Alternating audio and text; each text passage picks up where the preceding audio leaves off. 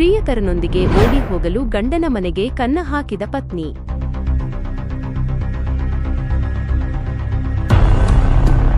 ಹೌದು ವೀಕ್ಷಕರೇ, ಗಂಡನ ಮನೆಗೆ ಕನ್ನ ಹಾಕಿದ ಪತ್ನಿ 21 ಲಕ್ಷ ಚಿನ್ನ ಕದಿದು ಬಿಟ್ಟಳು. ರಾಮದುರ್ಗ ತಾಲೂಕಿನ ಹೊಸಕೋಟಿ ಗ್ರಾಮದಲ್ಲಿ ಕಳ್ಳತನ ಘಟನೆ ನಡೆದಿದೆ.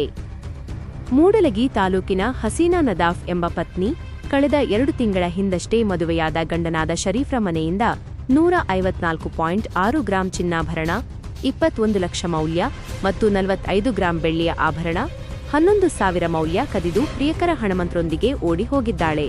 ಕಳ್ಳತನದ ಬಗ್ಗೆ ದಿಲಶಾನ್ ನದಾಫ್ ಮೂಲಕ ಕಟಕೋಳ ಠಾಣೆಗೆ ದೂರು ನೀಡಲ್ಪಟ್ಟಿದೆ.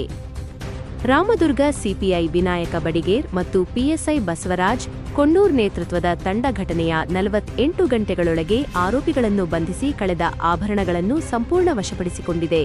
ಪೊಲೀಸ್ ತನಿಖೆಯಲ್ಲಿ ಹಸೀನಾ ಮತ್ತು ಹಣಮಂತ್ ಇಬ್ಬರೂ ಎಲ್ಲ ಆರೋಪಗಳನ್ನು ಒಪ್ಪಿಕೊಂಡಿದ್ದಾರೆ.